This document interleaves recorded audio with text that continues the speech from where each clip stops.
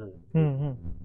तर हे कसं काय म्हणजे याच्यातनं नेमकं आणखी काय दाखवायचं का? पूर्ण ब्रह्म दाखवायचं का महाराजांचा चमत्कार पण दाखवायचं जाता जाता? एक तर गोंदवलेकर महाराजांचा मी भक्त आहे, त्यामुळे बरेच दिवसापासून डोक्यात होतं की त्यांच्याविषयी काहीतरी करावं.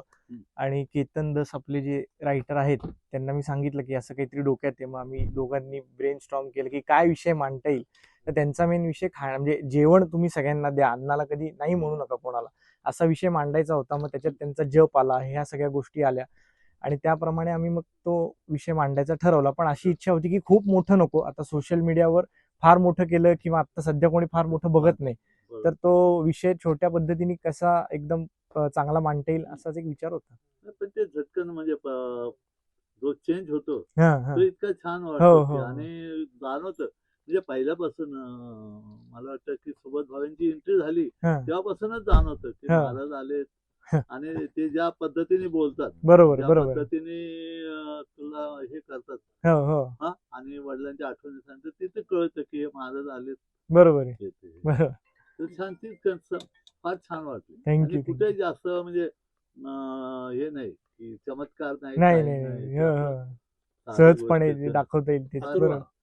काही अनुभव आहे का तुला गोंदवलेकर महाराजांचा? काही अनुभव शेअर करू शकशील का? कारण खूप लोकांना अनुभव आहे. अनुभवापेक्षा मी लहानपणापासून जेव्हापासून शाळेत येते तेव्हापासून गोंदवलेकर महाराजांचा आमच्या घरातच आहे आणि तेव्हापासून मी त्यांच्या पुढे बसून माळ ओढतोय. त्यामुळे अनुभव हाच आहे की मी जे आता जे काही करतोय किंवा मला जे आवडीचं काम करायला मिळतंय, ह्याच अनुभव मला मिळतोय की त्या प्रत्येक कामात जे आता मी आता जे तुम्ही पाहिलं त्याचं मी फार काही शिक्षण घेतलेलं नाहीये किंवा ते कुठल्या तरी इन्स्टिट्यूटमध्ये जाऊन शिकलेलं नाहीये. हे सगळं मी माझं शिकत गेलेलो आहे. तर हाच अनुभव आहे की आज मला माझ्या पद्धतीने ते करता येतं. इतके मोठे कलाकार ते करायला हो म्हणतायत. तर मला वाटते हाच त्यांच्या प्रत्येक गोष्टीतला अनुभव आहे. पण त्यांचं पण अन्न छत्र आहे तिथे. ते असताना मग असं वेगळं कुठे गोंदवलं नाही असंच आम्हाला हे कुठं दाखवलं म्हणजे कुठलं ठिकाण असं नाही, ठिकाण नव्हतंच दाखवायचं की महाराज आपल्याला आपल्या डे टू डे लाईफ मध्ये पण असं दर्शन देऊ शकतात. देऊ शकतात. बरोबर. सुबोध भावेंचीच का निवड केली?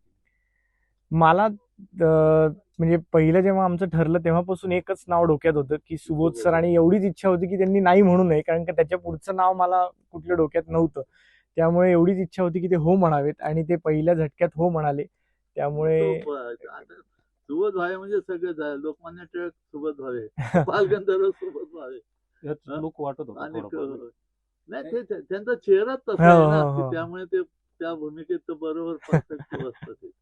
छान वाटत. प्रसंग प्रत्यक्ष गोंदवलेकर महाराजांच्या ह्याच्यात घडलाय काही पूर्णतः फिक्शन? नाही, हे आमचं फिक्शन आहे. ह्याच्यात काही खरं म्हणजे कोणाच्या बाबतीतला घडलेला प्रसंग नाही हा.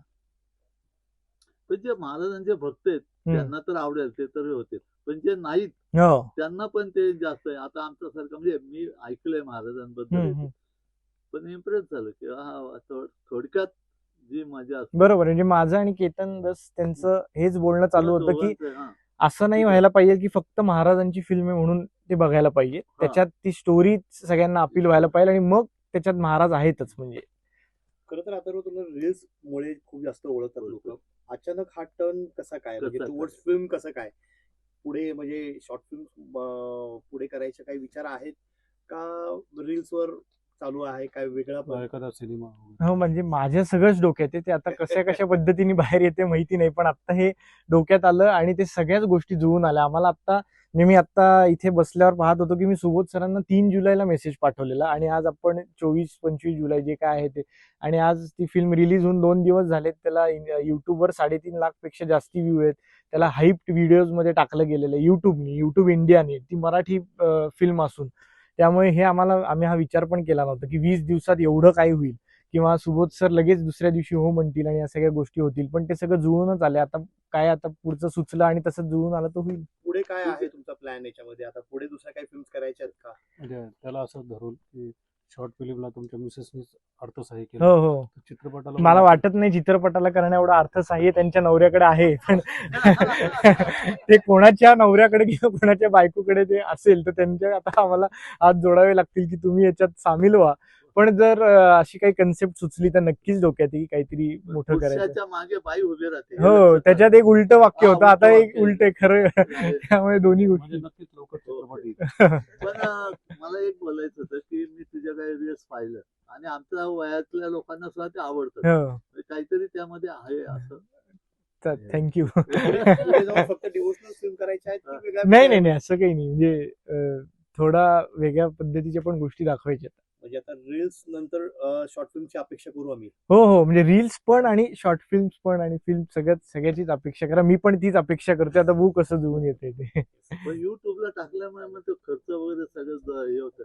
युट्यूबला खर्च म्हणजे आपलेच पैसे, आता प्रोडक्शन आमचंच असल्यामुळे आम्हीच लावलेत आता, पण त्याच्यातनं येणारं मानधन तेवढं नसतं.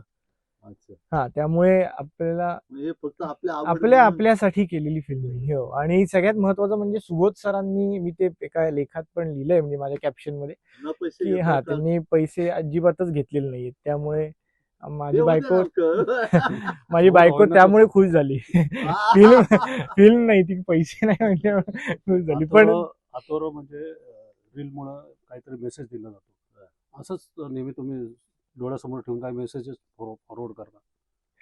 नाही, मी असं खरं तर काही डोक्यात ठेवत नाही, कारण का मेसेज देणं वगैरे असा उद्देश नसतो. पण जे काही सुचतंय ते आपल्या आपल्या पद्धतीने मांडावं एवढंच असतं.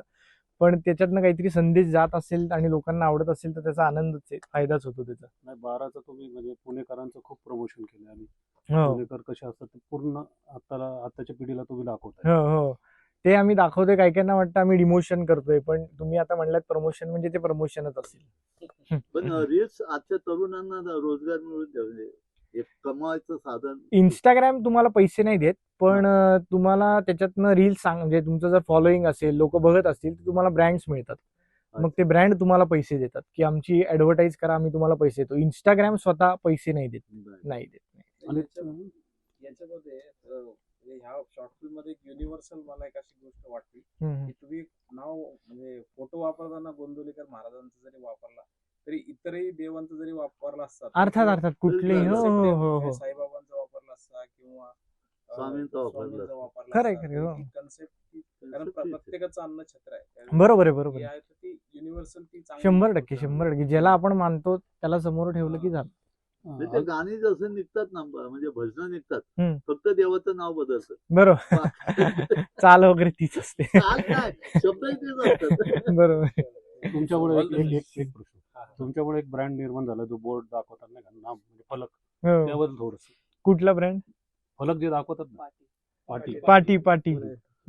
हडपसर मध्ये पण खूप फेमस झालेले ते पाटी दाखवण्याचं. हो, ते पाटी दाखवणारे आणि पाट्या टाकणारे तिथे आहेत. वागुलकर तिथे उभे आहेत, ते पाटी दाखवतात.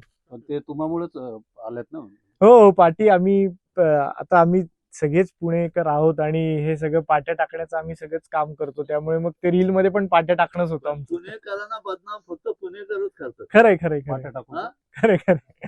त्या हो, बाकी कोणी बदनाम केलं की त्यांचा अपमान होतो. त्यामुळे येस, थँक्यू सो